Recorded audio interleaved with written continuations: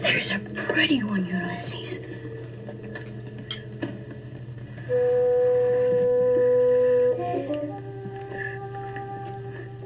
There it is. Well, hello, BookTube. I'm Sean the Book Maniac. Here I am with another page 112 tag. I have had several dozen new subscribers since I last did one. What is the page 112 tag, you ask? This is based on a literary prize from France called the page 112 prize, where the judges don't read the entire novel in order to generate a short list. All they read, without any title or author or any identifying information, is page 112 of the novel. And from their assessment of that one page only, without having a clue about the book or what the book's about or who it's by or anything, they arrive at a short list. And then for the next stage of the prize, they do read all of the entire texts.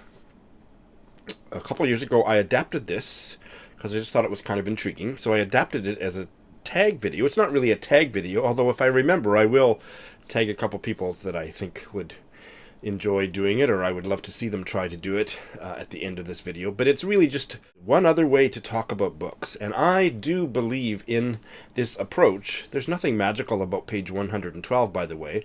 But the thinking is that authors and editors spend so much time on the first paragraph, the first chapter, the first third of the book, and then everybody slacks off after that. And so many of the books that we read start out great and then just go south. And so the thinking is, if you really want to find out how good a book is, flip to page 112. If you like the writing there, then it's probably consistently good. That's the theory. I now use this for every book that I buy in a bookstore.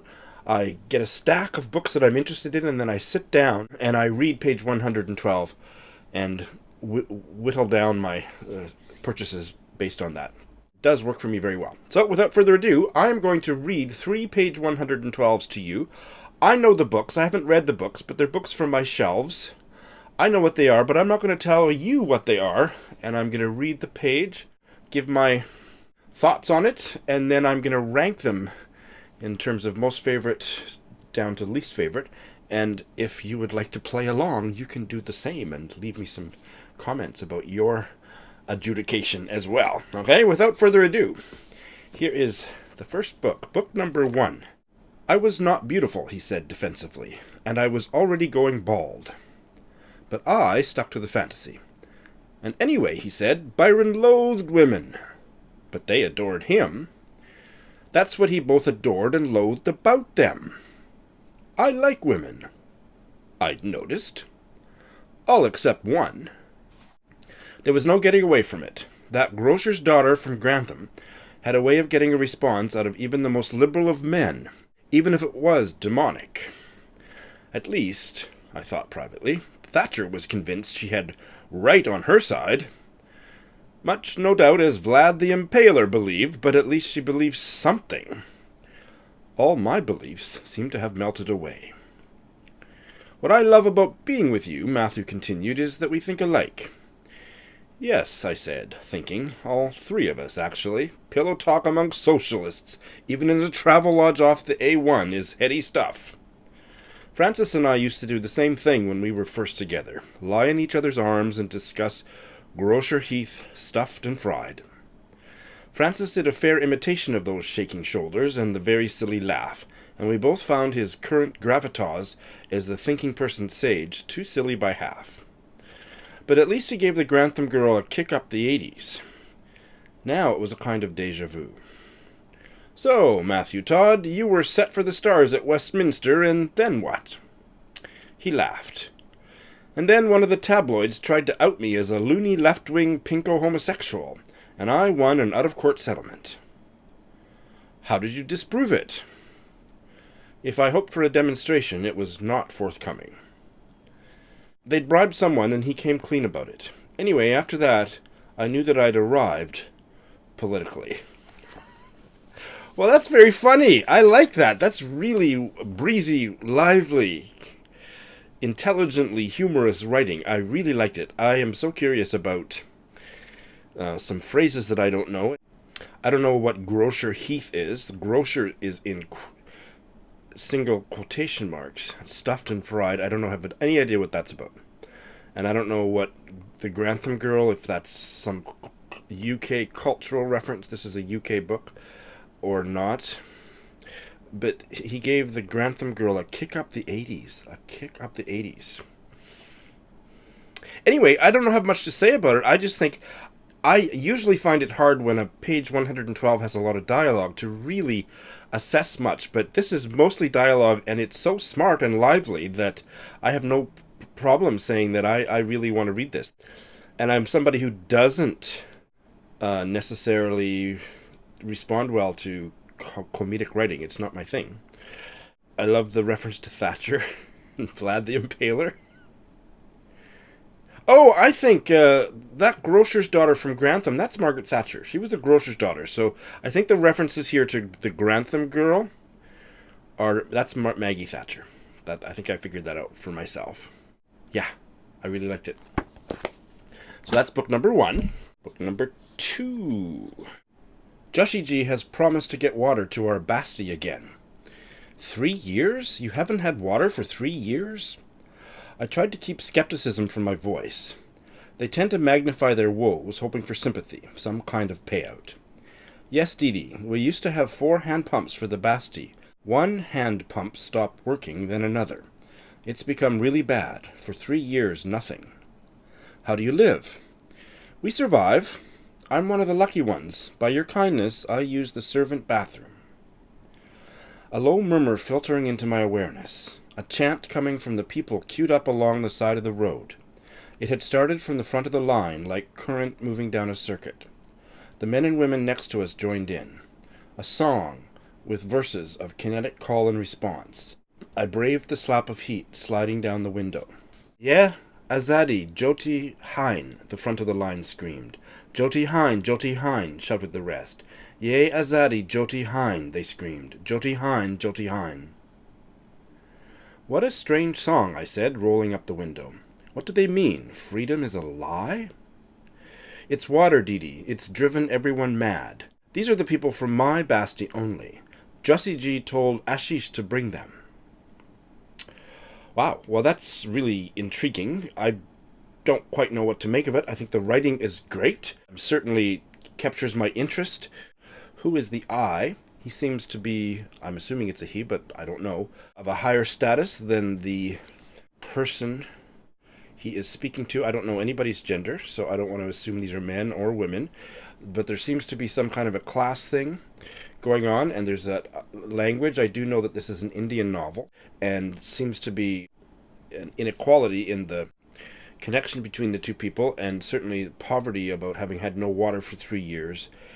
And the kinetic call and response is fascinating, especially because I don't know exactly what they're saying, except that it sounds like the narrator has translated it to freedom is a lie. It's water, Dee. It's driven everyone mad. Yeah, that's very compelling. I liked the sentence.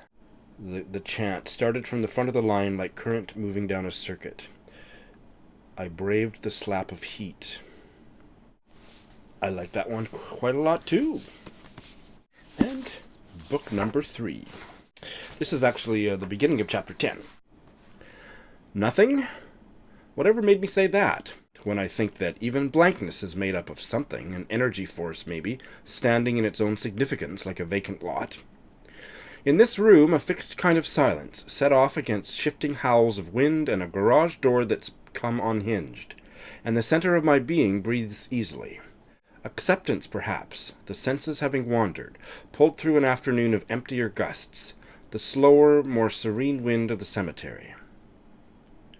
I was 35 the year my father died, and late that night, reaching Ottawa, I went upstairs to my old room and sat alone in the dark, thinking of him not as he was in my adult years, nor even while I was a youngster, when he had sat on the bed too, listening to my prayers.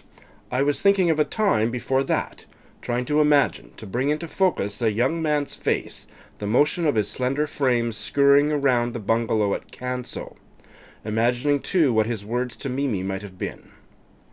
In my mind I saw him stopping to sit beside her, her weary half-smile as he smoothed her damp hair. Then, later, leaping about the bedroom as he welcomed his firstborn. What would they have said afterward when the ordeal was over and it was quiet again, and the stars already pale in the dawn? I couldn't seem to think of anything else that night. But then, what else would have come so swiftly to mind? It was my birthday. There's no retreat, I know that. The other self grows louder, is in control. At least tonight it is. I push my hair back and fiddle with the chintz pad on the window seat. How strange to be sitting here, one body, two voices bound up each with the other, still unscrambling this name, that place, what followed. Okay, I do like that, but I caught my mind wandering off as I was reading it aloud to you, so that says something. So I've just taken a moment to reread it silently to myself. I think the writing is fine. I'm interested in the story, but it's not grabbing me the way that the other two did. So I think you're going to be able to guess my ranking pretty well already, aren't you? This is the beginning of a chapter, so this nothing, whatever made me say that, must be going back to the end, I'm presuming, of chapter 9. I haven't checked. It's very abstract, an energy force, vacant lot, but then it goes into the particulars. She's in a room set off against a howling wind and a garage door that's come unhinged. What is a garage door doing inside a room? So I'm confused about that and intrigued. There were things that definitely interested me about this. And then she flashes back to when her father died when she was 35, so we know that she's older than that. And she'd been up in her old bedroom. And then I don't know who Mimi is, because why isn't it Mum? But maybe it's the protagonist's stepmother, or I don't know who Mimi is, but then the firstborn child. And, oh, wait. Now that I look at it a little more closely. Oh, yeah, no, I don't know if this is her parents, and did her father die on her birthday? It's a little bit... There's some pretty nice phrasing here. The father's smoothing Mimi's damp hair, and then later the protagonist is pushing her hair back, fiddling with the chintz pad. One body, two voices bound up each with the other, still unscrambling this name, that place, what followed. That's probably my favorite sentence on the page. Yeah, I'm interested in it, but I would say less so than the other two. So I'm going to have trouble choosing between the first two. Book number 1 was the funny one. Book number 2 was the one that was very curious about the some kind of demonstration or impoverished people chanting something that was really intriguing. And then this other one about the woman in Ottawa or whatever. I'm going to rank them in the order in which I presented them. Book number 1 is my first pick. Book number 2 is my second pick, but they're so close to being equal that it's kind of ridiculous. And then somewhat less interesting was book number 3, but it also did hold my interest. This is one of the most successful page 112s that I've randomly just chosen books off my shelf. There's often, I'm not really that interested in any of them, and I'm interested in all of these, and I will try them. But those are my rankings, so please leave me a comment below. How did my choices compare to yours? So now comes the part where I reveal the books. Book number 1, which was my first pick, is Mavis Cheek's novel, The Sex Life of My Aunt. And I bought it because of the title, and hadn't ever read anything from it. Mavis Cheek, what a name. Born and educated in Wimbledon. This novel, The Sex Life of My Aunt, 2002 novel. It just looks fun. And it's dedicated with love to my real aunt, Gladys Saunders, last of the 10, whose sex life this most definitely is not. Great in dedication. The second one, maybe it was a 2019 or maybe late 2018 release that I first found out about on Eric Carl Anderson's channel, I believe. Layla by Prayag Akbar, and it's a somewhat dystopian tale. It's an Indian handmaid's tale. That's all I need to know. I don't like to read the summary. Akbar, born in Kolkata, he studied economics and comparative politics in the UK and has been a reporter since then, lives in Mumbai. So apparently this is his first novel, and Eric liked it, I think. I think he liked it a lot. Maybe I've heard other positive reviews, but I liked the excerpt that I read, so I would like to check it out. And the last one is an out-of-print Canadian novel that intrigued me enough when somebody talked about it somewhere. Litzy, it was before my booktube days, and it's not in print. Sandbars by Una McPhee. I hauled it, one of my very first book haul videos on my channel. Set in the Ottawa Valley during the 30s and 40s.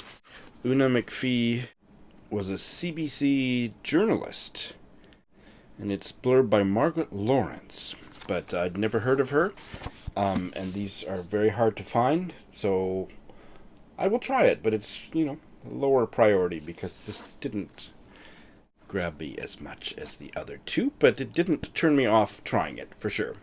So that is the page 112 tag, and I think that all of you, any of you who are interested in it, should give it a try, but I would like to specifically tag some newer folks. I know Brian of Bookish has done it, and it's the kind of thing that you can do over and over again, right? It's not a one-time deal, but Greg of Supposedly Fun, I think, might have a field day with this, and also Dan of Weird Book Club. Who else might I want to tag?